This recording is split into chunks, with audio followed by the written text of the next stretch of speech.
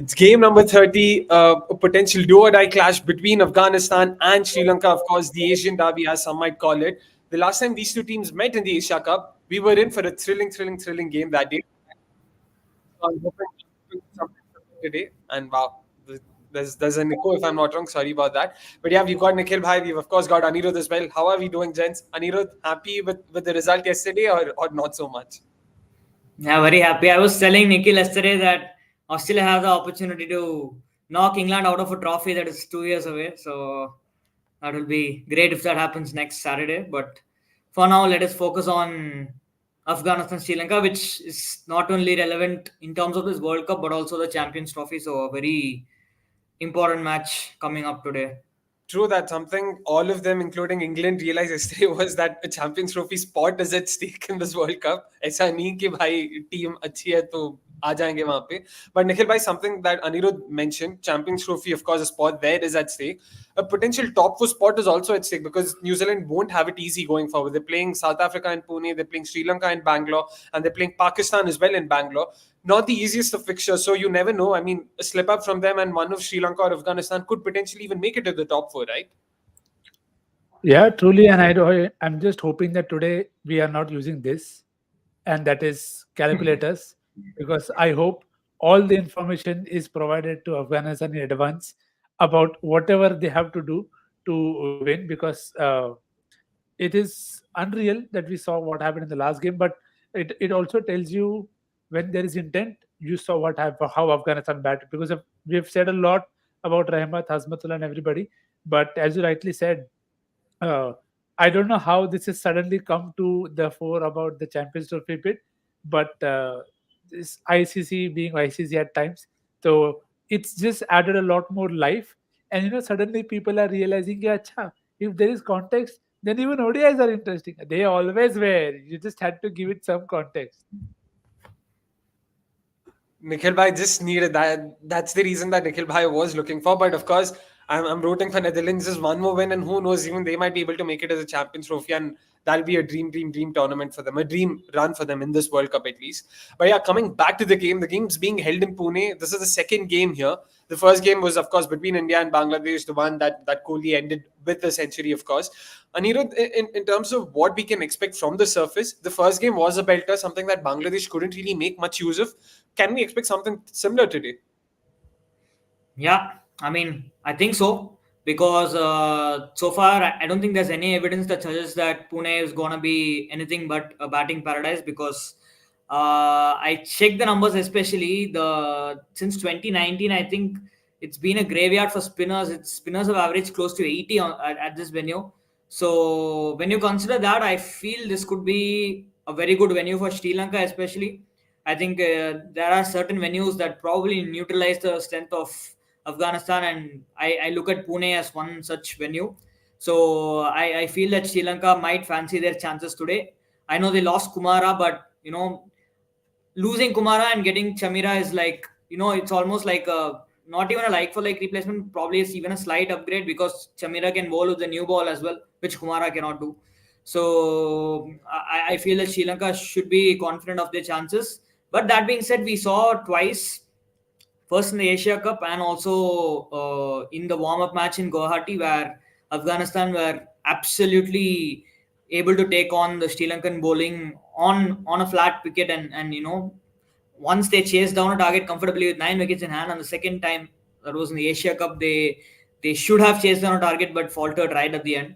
So in my opinion, win toss, bowl first, and this should be a chasing venue as we saw in the Bangladesh clash between India and Bangladesh. All right, fair enough. Nikhil bhai, something Anirudh also alluded to was Chameera making a comeback today potentially, and our on ground resource, so to say, Somesh has also confirmed that Chameera has been seen marking his run up. So yeah, in all likelihood, he will be playing the game today. How difficult do you think this makes?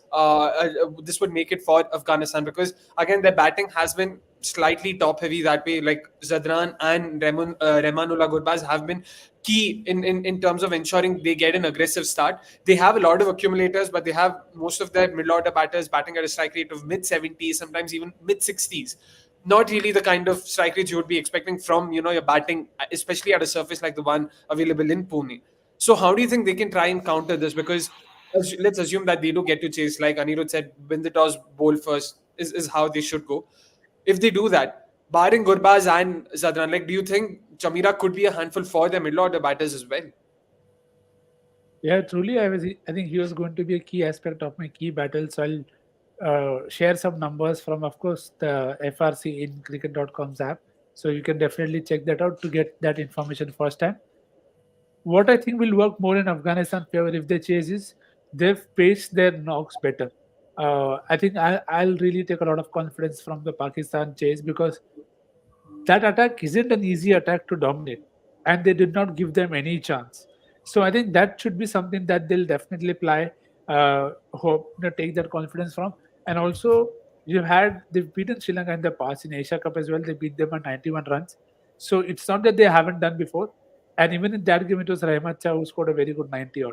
And even in the warm up game, he scored a very good 90. So let's see. I think Afghanistan will not mind chasing.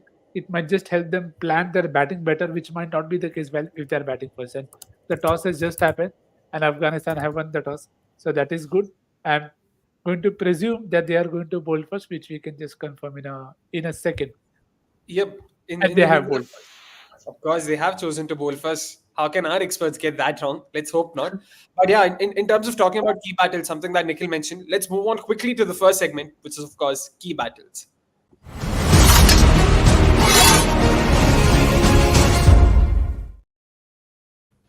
All right, Nikhil bhai, let's start with you since you already mentioned Rahmat Shah briefly and how you're looking for some key battle. I mean, you're looking at a key battle there. What are those numbers that you wanted to show us? So you look at Rahmanullah Garbaz, he's played 13 balls, got out to him once. And again, this is data from last limited years. So it is still recent and not historic in terms of by both कौन से जमाने का number लेके आया, so that is not the case. Ibrahim Zadran has played him well, but even Rahmat has gotten out to him before. And again, this is the venue where if under lights there is some movement early, Chameera will be helpful. India have experienced that firsthand at this very venue with Kasun Rajita as well. So it will not be easy, but I think if they're able to see off this first spell, it will put a lot of pressure on Sri Lanka because, see, as much as I love Angelo Matthews and everybody else, it will not always work out if teams are better prepared and if it's a better deck. So both Rajita and Chamira have had good numbers against a lot of these guys. Even Rajita, if you see, he's bowled 46 balls to Gurbaz and got him out twice. And the same is the case with Hazmatullah as well. 23 balls, 12 runs, and got him it out once. You look at every number, they've all had some trouble, but they've all actually played Tikshana well. And that could really be the game that if they're able to just plan their innings better, that you see of the Pacers, don't take too much risk. But what's interesting is Mendes says he wanted to bat first any which way, and I have no clue. Okay, where is that coming from? Maybe is expecting something else. So let's wait for more information from him. Fair enough. Since you also mentioned Rahmat Shah, he's loved batting in India, of course. He has the second best average in India amongst all countries he's played in, an average of almost close to 40, 39.1. A strike rate of 74, something that he would also like to improve on. And of course, he's also scored a century here. Rahmat Shah personally has been a batter that I've been looking at for the last couple of years. Someone I really liked watching, but unfortunately, that strike rate battle is something he's not been able to win so far. Let's hope that's not the case today. But I think coming to key battles, Nikhil mentioned Tikshana and how playing him would also be key to Afghanistan getting some runs in the middle overs. You think it'll help that they get to face the likes of Noor Ahmed, Rashid Khan, Mujib, all of these mystery spinners, so to say, in the nets. They have some idea of how to play spin at least a lot better than most other teams. You think that could be of some help to them? Just to add to the code, Shahidi did say at the start of the tournament that we play better spin in nets. Look at that.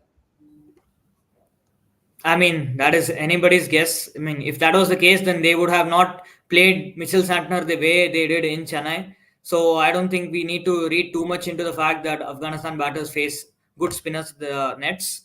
But coming to key battles, I feel Rajita versus Gurbaz or Rajita versus the Afghanistan top order is a very interesting battle or a very, very key battle because Rajita has got each of the top three batters, that is Rahmat Shah, Ibrahim Zadran, and Gurbaz, at least two times. and he has an incredible record against Gurbaz. To be honest, Gurbaz averages 11 against Rajata, and his strike rate against Rajata is 46.9. So it's a completely lopsided battle, at least so far. And also, Dushmanta Chameera has taken 6 wickets in the last 2 matches he's played against Afghanistan. I think his last 2 ODIs actually came against Afghanistan in June. Those are the only 2 ODIs he's played in like the last 3-4 months, and he took like about 6 wickets. So this is the battle I'm looking forward to during the second innings. In the first innings, I'll be very, very interesting to see if the Afghanistan spinners will be able to penetrate through the defense of Sadira Samaravikrama, because I was just looking through some numbers so far in this World Cup. He's averaging 187 against spin, and his strike rate is 117.6. So that is just incredible, and Three it's not times, like, sorry, 3 times we've said this, and all 3 times it's worked out terribly for the guy. It was Conway, and I don't know who the second guy was, and today he's yet to face Rashid Khan. So I'm yeah. not seeing anything more. That is true, but I mean, especially the way he kind of neutralized Adil Rashid in the previous match was impressive. I mean, he came in to bat in a semi-pressure situation, 2 early wickets, but after that he kind of stabilized the innings well. Also, Kusal Mendes, the last time these two sides played in the 3-match bilateral series, he was never dismissed by the Afghanistan spinner, so he will be a key player today. He also scored a 92 in the Asia Cup match, if I'm not wrong, in the last head-to-head match. But the problem is, I think Mendes has 3 low scores in a row since becoming captain. So Kusal Mendes might have to slightly curtail the urge to go for it early, and ensure that he stays in the middle till the spinners come on, because I feel if somehow Sri Lanka can get Nisanka, Mendes, and Samaravikrama bat out 20-25 overs of the spinners in between the middle overs, then they must do really well, I guess. 100%. And to be honest, Sadira has really looked, by far Sri Lanka's best batter so far in the tournament. And like Anirudh mentioned those numbers, he's really been good against spin. What's also even more interesting is how he's not really taken a lot of risks. From what I remember, he has the lowest 6% against spin amongst batters who've scored more than 100 runs against spin in this World Cup. This goes on to show how he knows, to milk those runs without taking a lot of risks. Again, very compact batter. Let's hope he is amongst the runs today. But another interesting point to be made is how good he is while chasing. But today that won't be the case. He'll be batting first. Now that again his numbers are bad while batting first, he averages in excess of 40, he strikes in excess of 100 while batting first. But look at that average, is shooting up to nearly 80 while batting second. So that'll be interesting to see how he goes about his business while batting first today, especially in the middle overs when he has to face the likes of Mujib, Rashid. It'll be very interesting to see if he feasts on them or takes his time, and how he sort of tackles the spin duo of Afghanistan. Also, any update on the team changes so far? Yes. Yeah, you have Noor going out for Fazal, and you have Lairu Kumara out for Chameera, and Dimuth Karunaratne is in because they couldn't Perera wait is out. for 150 years more for the next Kusal Perera special. So yeah, Interesting. All right. But in terms of Noor Ahmed going out again, this was something. This was not exactly a bone of contention. Of course, given the surface, it would have made no sense for Afghanistan to go with just one proper pacer. But do you think Noor has reason to feel hard done by, given the kind of performance he gave in the last game against Pakistan? Anirudh, you can probably take that up. Yes and no. I mean, the thing is, you're competing with Rashid Khan, Mujib, and Nabi, who realistically the only guy who can make way is probably Mujib.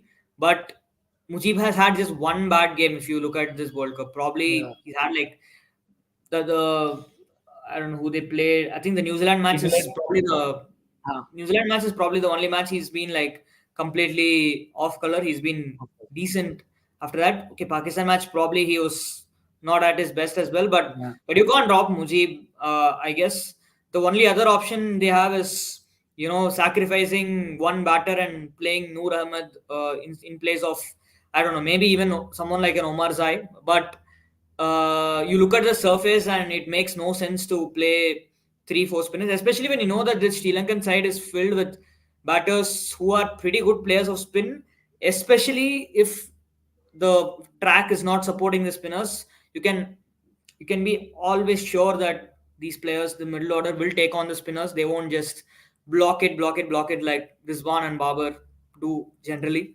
So, I think it's completely justified that they've dropped Noor Ahmed.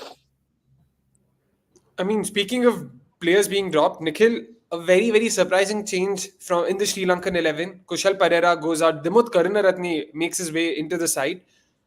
Is this like, what do you make of this? Because the surface is supposed to be a belter, and Dimuth strikes under 18 ODIs from what I remember. Of course, he is another accumulator amongst the plethora of accumulators that they have in their setup.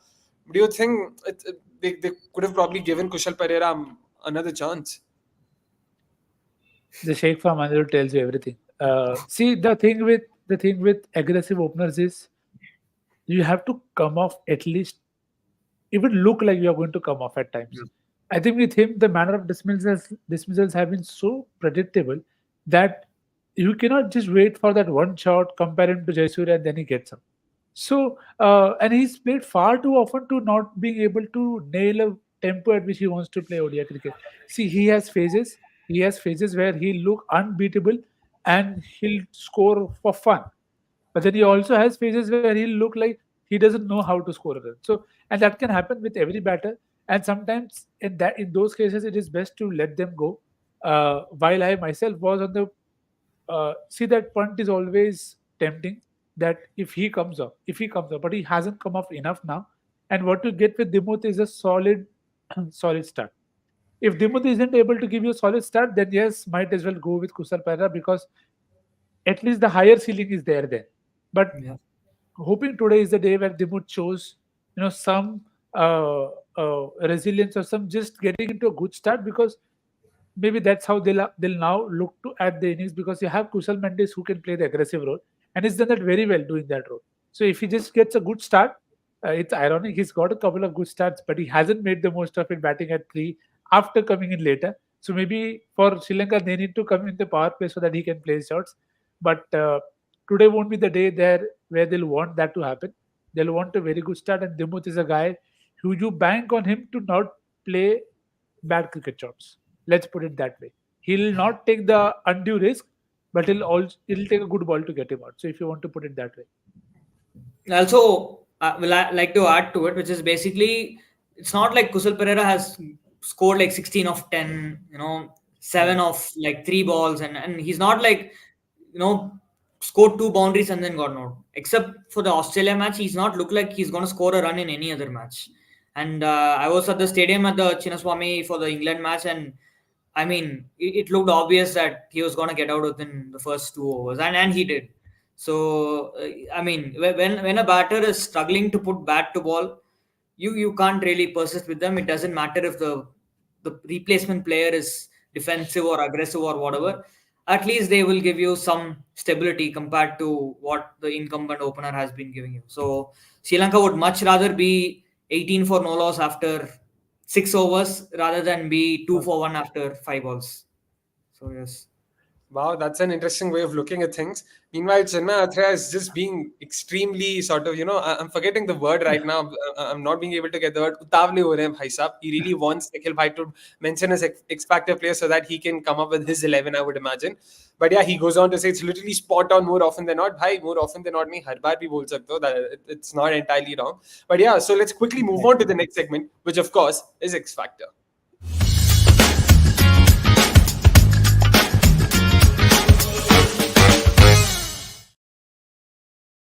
चिन्मय का comment इतना अच्छा था कि हम लोगों ने निकाला भी नहीं but let's hide that Nikhil भाई let's start with you in terms of X factor picks for the game who are you going with today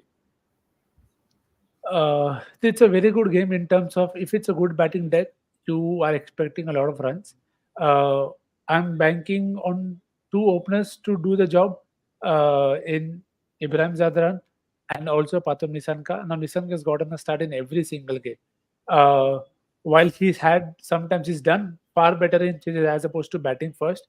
But again, my relation with batters isn't great. Whenever I feel that they'll do great, they end up in single digits. So please be very careful of that love for me that I have with batters. So, but I think they could go a long way in deciding how this game pans out for both sides, because both sides rely on an opener to give them a platform.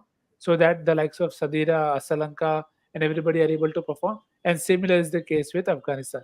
So I don't know if there are actual X factors because we've talked about Chameera, Rajita, uh, and Rashid Khan is playing his 100th ODI. So there is enough motivation for him to going with him as an option because Sri Lanka have played leg spin slightly off, but they have Sadira who's played leg spin well. This will be the first time that they're playing him, so that battle will also be interesting. पर आज के लिए थोड़ा safe जाओ. But not for me, for you, because I don't trust batters, but these two are very big players for both sides. Interesting there. Anirudh, what about you? Which way are you headed in terms of X Factor picks? Okay. I'm gonna steal one of Nikhil's favorites and Yes. pick that player as my X factor today, and that is gonna be Omar Zai. But I feel that he's gonna do well with the bat just because of the surface. I don't know if he'll do well with the ball. I don't wanna even you know keep have faith in Omar Zai doing well with the ball because his economy rate is like close to 9 or 10 in this World Cup, if I'm not wrong. Because they So bowled him at the wrong time. They haven't bowled him in the new yeah. ball, and they're giving overs at the end. It's not the best usage. So I feel it's going to be Omar Zai for Afghanistan, and for Sri Lanka, I'm going to go with Kasun Rajita for reasons I already mentioned. He has a great record against the Afghanistan top order, and I think under lights he can really make the ball talk under lights today. Also, I just feel that he's in good rhythm right now. He's taken like 6 wickets in his last 2 matches. He bowled really well in the England match as well, and he took like 4-4 against Netherlands. So I expect him to take at least 2 wickets today with the new ball. Interesting that, and as far as my picks are concerned, even I was thinking of Rajita, but since Anirudh has taken that up, I'll go for Chameera. We've seen in the last couple of days a lot of these, people making their comebacks, people coming into the side for the first time, doing well. So who knows, maybe Chameera will be someone who will continue that trend. So I'm hoping for him to do well. But the other name that I was sort of thinking of from Sri Lanka was DDS. And there was just one reason for that. Somesh is known to be a good fencer. Already उन्होंने डाल दिया group पे कि everyone in Sri Lanka has performed to some level, barring DDS. So that was my idea. I was thinking, ठीक है, let's probably bet big on, let's short Somesh if that makes sense. देखते कि क्या होता है. But no, I'll stick to Chameera. I'm hoping he does well. Just love the way he is a proper rhythm bowler. When he's in full flow, he can trouble the best of batters out there with the new ball. So, and Afghan batters aren't really, the greatest out there, so to say. So, Chameera can really be more than a handful for them. As far as Afghanistan is concerned, I want to believe law of averages will catch up with Rashid Khan. He's not been at the greatest in terms of at least taking wickets this year. In fact, if you look at some of his numbers this year, this is his second worst calendar year since he made his debut for Afghanistan in ODIs. He has a strike rate of 47.4. He has an average of 37.5, both second poorest. And yeah, it's not even like he's played just 2 or 3 games. He's played enough games. Unfortunately, what's happened, I personally think, is he's been playing a lot more ODIs against these top nations who know that they can probably just be defensive against them and then milk runs from the other. Score runs against the other bowlers. So they've just been happy to milk the singles when it comes to Rashid. So I'm hoping that today he'll be a lot more aggressive. I know that the surface isn't the most conducive for spin, but I'm hoping he does well for them today. But yeah, that's it from X Factor picks as far as we are concerned. But talking about predictions today, Anirudh, Sri Lanka will be batting first. They would want to put an above par total. What do you think is the par total, and how much do you think Sri Lanka are ending up with today? Par must be at least 315, 320, I guess. Sri Lanka, I think they will end up over 300. I don't know whether they score like 350, 360, but I feel they will end up sorry, somewhere between 300 and 315, 16 maybe. I feel that will be the score. But I after what happened in Chennai and after seeing what has happened in games between these two sides in recent times, I wouldn't really rule out Afghanistan chasing a big score, even if it's over like 295, 300. So, and also let's not forget, Sri Lanka are yet to defend a total in this World Cup so far. They have not successfully defended a total. They let Pakistan chase close to 350 as well.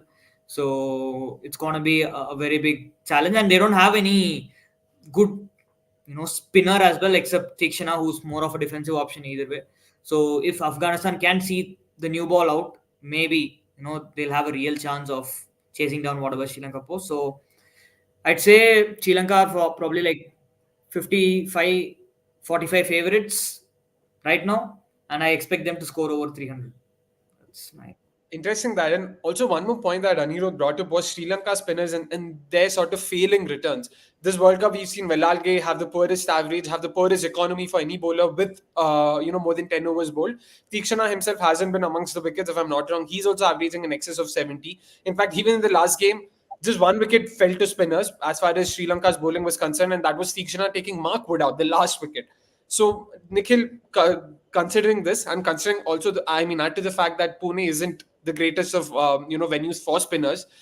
How do you think Afghanistan are going to go about this? Because Sri Lanka will board around 20 overs of spin, if I'm not wrong, because they've got DDS, they've got Tikshana. I don't think they're playing. Are they playing Hemanta today? no. No. So he wasn't there in the last game as well. They've continued with the same 11 in terms of bowling. So yeah, 15 to 20 overs of spin you would imagine from Sri Lanka.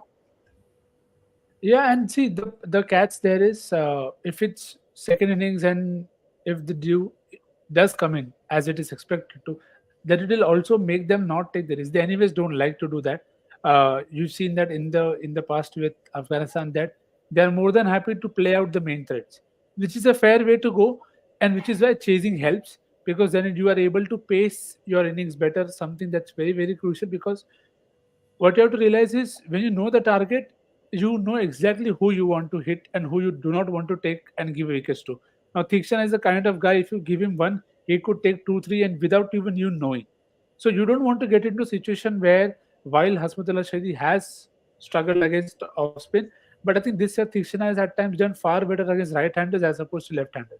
So that is also something that will be very interesting to look at. But I think that's what they'll rely on. Okay, and see, it's also when Tikshana is used. You see, he's often used for 3 overs, and then again a 3 over spell, and then again a 3 over or a 4 over spell. So the usage is also such that they rely on the pacers to create the damage.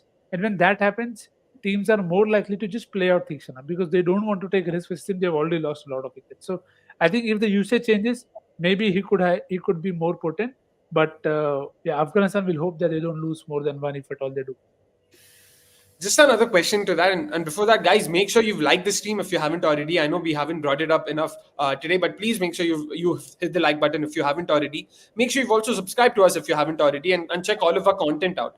But yeah, Nikhil bhai, you mentioned about how Tikshana has been used in the middle overs. Do you see Matthews bowling a few overs today as well? Then Yeah, 100%. I think he will. Again, it really depends on how they start and what's the score and when he wants to bowl. Because again, Matthews is someone who will get nice movement under lights if he is bowling in the right areas, which England found out the wrong way. So I won't rule it out on him. At times, even bowling more than DDS if needed. But it'll be all down to the conditions and how they feel they can make the best use of it. interesting. Let's just take a couple of questions before we wrap this up. Kushal Shah says it's a batting track. Crickletic says Mendes has a good record against most Afghans. Nikhil bhai, will I earn back my coins after playing the odds with Mendes as my highest run getter? Oh, look at that. See, Thanks Mendes, for the plug-in, bhai. good plug in that. See, with Mendes, it's always going to be high risk, high reward. It is Yeah. never going to be safe because if he comes off, he'll make your week. If not, he'll make you do that for the entire week. So, uh, if you are ready to spoil the entire week, then be sure and go ahead with him because it's not an unsafe bet, unsafe call because he's coming among runs. He's hit a 158 against the very same unit in the warm-up games, and he wasn't dismissed out by the Afghanistan spinners. So, a lot of things are going his way. But as Andrew said, in the last 3 games, he hasn't looked his usual self. I'm not sure I want to put it down to him being captain. I just feel he hasn't felt that way, and sometimes it happens with players. So yeah, it is a high risk, high reward. So if you're fine with the risk, please go for the reward. Fair enough. Anirudh Chinmay asks us if you had to pick one between Sadira and Rashid, who would you bet on? I'm guessing he's talking about when they face each other. But yeah, what do you think? Which way is that matchup headed? I mean, in Pune, I'd back Sadira, to be honest. In the form he's in, I don't think Rashid will be able to run through like any like I don't think he'll be able to run the Sri Lankan middle order in general, but especially Sadira, I feel that this track will be really difficult for Rashid to kind of get through him unless he plays a rash shot or something like that, the batter. So today I feel Sadira is gonna carry on his good form and hopefully score an 85, 90, 100. Who knows?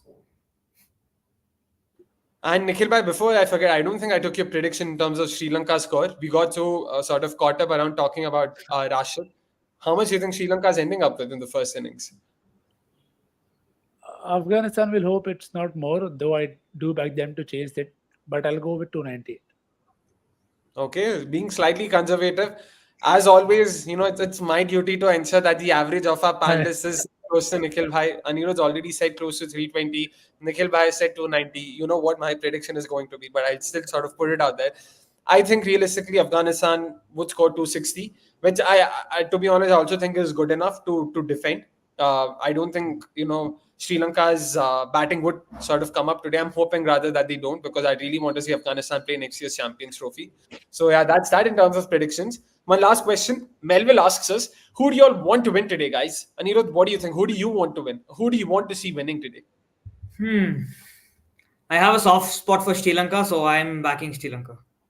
All right, why? Because they defeated England and helped Australia's chances. Does that have anything to do? No, I mean, I just like Kusal Mendes as a player. Really, as a player, I like the brand of cricket Sri Lanka are playing with the bat. Especially, they are fearless, and it's a pretty young team that is looking to. Let's not forget they are in the midst of a full blown crisis, and they're still in contention for semi. So you have to applaud the fact that despite instead of giving excuses, they are finding ways to actually compete. So that really has stood out for me. So I would really hope that Sri Lanka win today, and that will also make the Mumbai match against India interesting, because then they'll be coming on the back of a 3-match winning streak, so they'll have some confidence. Otherwise, I feel that if I'm okay with Afghanistan winning as well, like you said, like Afghanistan will probably qualify for the Champions Trophy if that's the case. But if I were to pick one, I would definitely go with Sri Lanka. All right, and I mean, talking about India, Sri Lanka, India do know a thing or two about beating Sri Lanka's or rather ending Sri Lanka's winning streaks. We saw how they ended it brutally in the Asia Cup final. But Nikhil bhai, what about your team that you want to see winning today? Heart, Afghanistan. Cheers. Yes, nice. Nicely done. Nicely done. And on that note, it's time for us to wrap up this preview. See you guys soon. I mean, not soon. Let's hope this is a nice close contest, and let's hope that we can get to see that before 10 o'clock. Let me put it that way. We'll also get to watch a nice close encounter. Yeah, let's hope it's a 300v300 to say the least, irrespective of what I've predicted. But that's it from all of us right now. See you guys at the end of the game, where we discuss why Afghanistan won the game and why they're headed to England. Wait, where's the Champions Trophy happening next year? Pakistan. Oh, my bad. Who knows? Pakistan are the hosts. Highly unlikely, but yeah.